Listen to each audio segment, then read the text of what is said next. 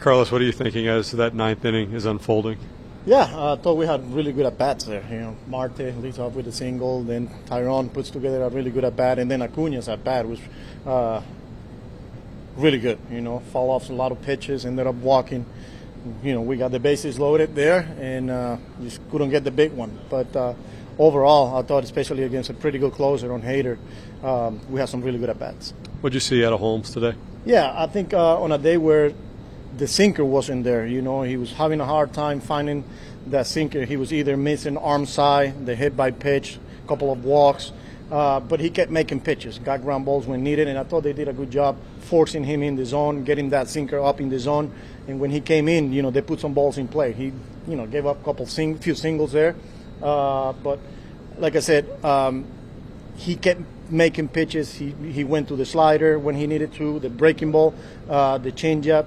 It's just one of those outings where the sinker wasn't there, especially against a right-handed heavy lineup like that. He's going to need that pitch. How do you think he held or didn't hold his command as the game went on and he was in more length than he's ever done? Yeah, I thought that second and third inning, he lost the two seam. Like I said, he was missing arm side, but I thought in that fourth inning he was better. But again, I thought he landed the breaking ball, 4 strikes. He went to the changeup against Alvarez when he needed to.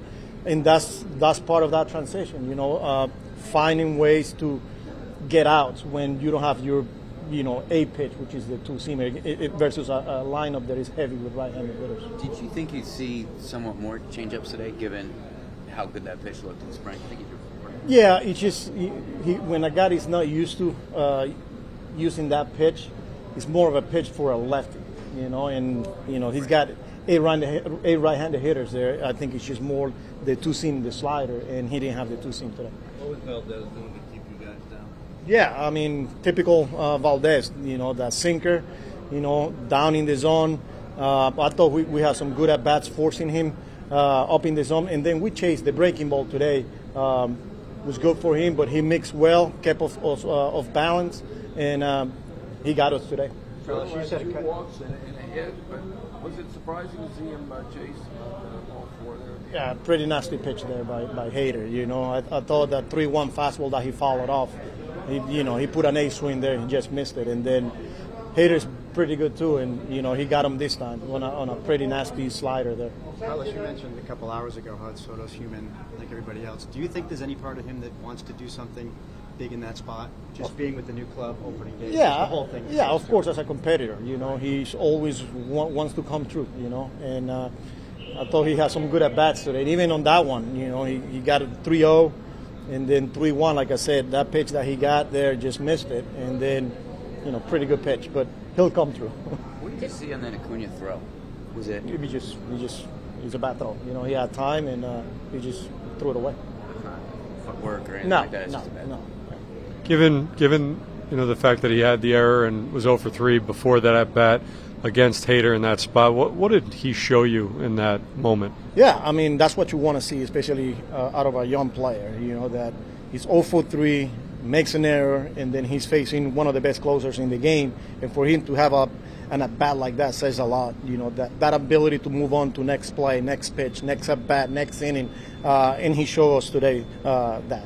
When in the 5th, when Soto was up with Torrens on second, did he just misjudge how far that ball went behind him? No, he just bad break there. Especially he hit the sign there. He didn't hit the brick wall, and it just bounced back to the catcher. And usually you don't see that in this ballpark. So it was just a bad break there. People love to overreact to opening day, good and bad. What did last year teach you about not overreacting to anything? One game. So, yeah, got another one tomorrow. Like Carlos said, that you just didn't think you had that good sinker today. Hey, do you agree with that? And if so, what was a little off about it?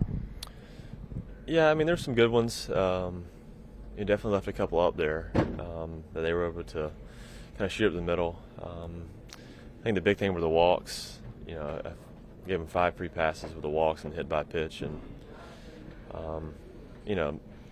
my game's kind of been off the limiting slug and basically limiting free passes, and really just gave them those extra free passes today that gave them just enough base runners to kind of create some traffic there. I think if those walks were limited, then it's we have a lot better chance to win that game.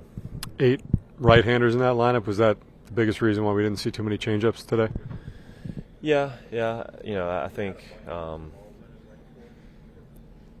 something that especially this lineup. If I'm executing my sinker, I feel like it gives me a good chance. Maybe the second time through or so there was some room with the changeups more, but that's something we'll probably have to feel out more and kind of learn as we go. Obviously it's been a great pitch against lefties, and maybe there's some more room there for righties too.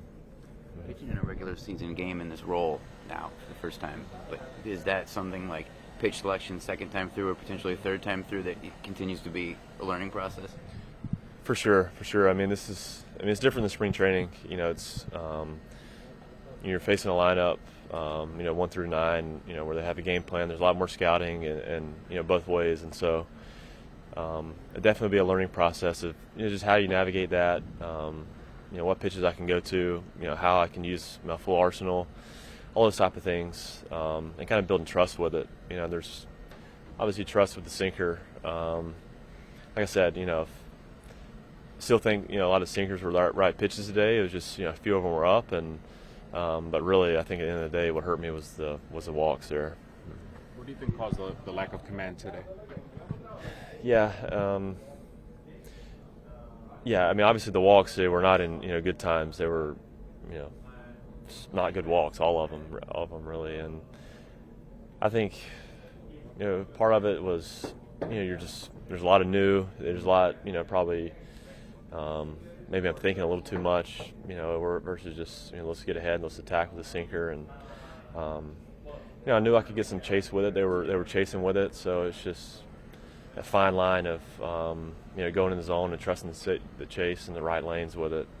But the command, I feel like the leadoff walk there, the 2-out walks, were just walks that didn't need to happen, and ended up costing more pitches and creating traffic there that really didn't need.